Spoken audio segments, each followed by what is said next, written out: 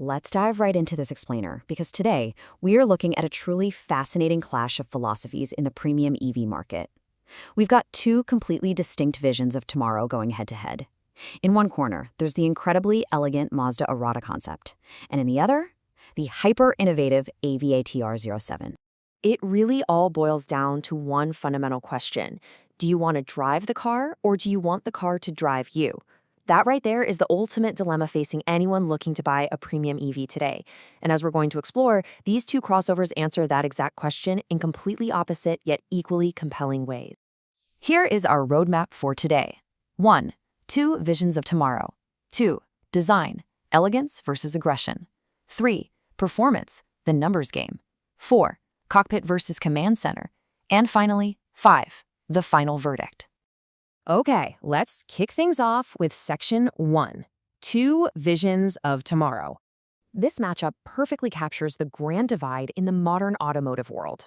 The Mazda Arata concept is out here championing emotional, elegant Japanese craftsmanship. For Mazda, it's all about a feeling, right? Conversely, the AVATR 07 doubles down on futuristic innovation and raw digital tech. It really is a battle of heritage and human touch going up against a fully realized digital future. Moving right along to Section 2, Design, Elegance versus Aggression. The Mazda Arata relies heavily on clean, premium elegance. We're talking beautiful coupe SUV proportions paired with this minimalist luxury styling.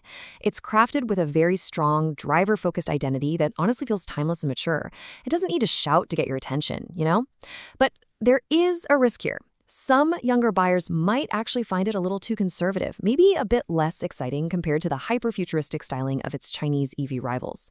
And hey, since it's a concept, the final production version could still see a few tweaks.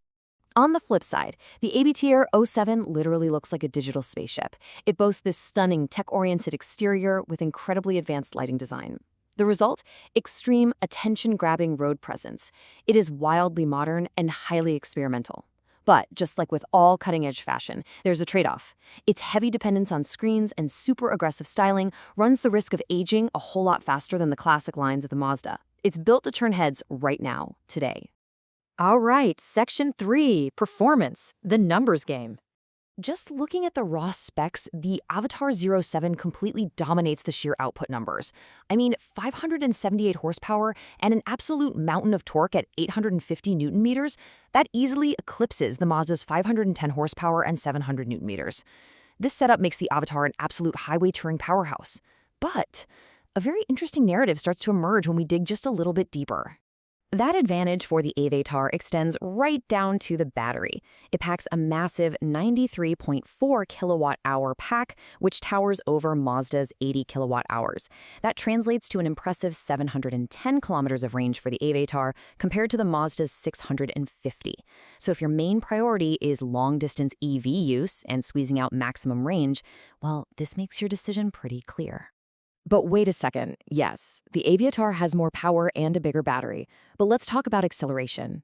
Despite having less power on paper, the Mazda hits 100 kilometers per hour in 3.6 seconds, actually beating the AVATR's 3.9 seconds.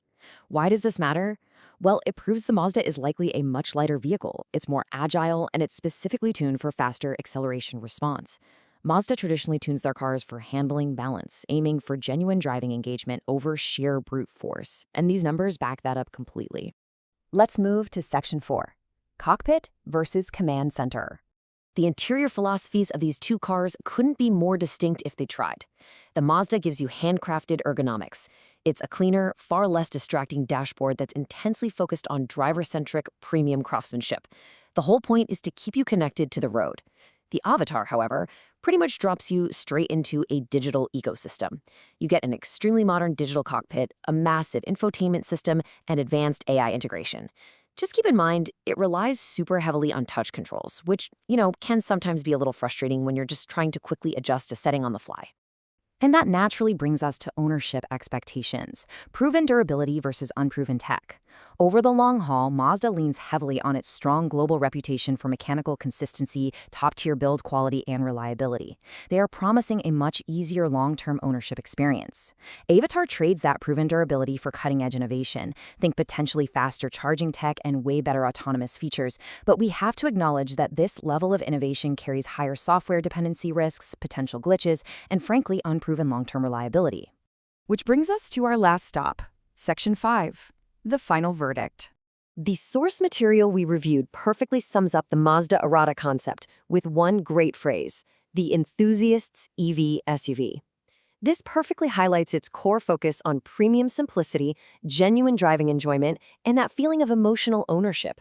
Sure, it might not dominate every single line on a spec sheet, but it promises a far superior real-world emotional connection to the actual drive. Immediately contrasting that, the AVATR 07 is described entirely differently. It's called the Future on Wheels.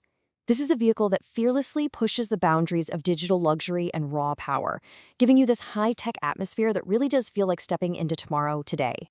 So how in the world do you choose? Well, you should buy the Mazda Arata if you prioritize trustworthy engineering, elegant Japanese styling, and a balanced premium feel over having maximum AI features. If you crave that steering feel, if you want long-term ownership confidence, and you want a car that feels like a timeless classic, this is absolutely the path you take. Conversely, the AVATR 07 is definitely your choice if you're an early tech adopter. If you want the absolute latest in advanced AI integration, a bigger battery for maximum range, futuristic luxury, and stronger straight-line power, this is your vehicle, hands down. You just have to be willing to accept a highly experimental digital aesthetic, along with the uncertainties that come with heavy software dependence. So as the EV market continues to split down these two fascinating paths, the choice is ultimately yours. Are you looking for the emotional connection and timeless elegance of the Mazda? Or are you drawn to the maximum innovation and digital luxury of the AVATR? But maybe the more important question is this: as cars become closer and closer to rolling computers, will the true luxury of tomorrow be having the most screens or having the choice to simply drive yourself? Thanks for joining me on this explainer, and I'll let you decide.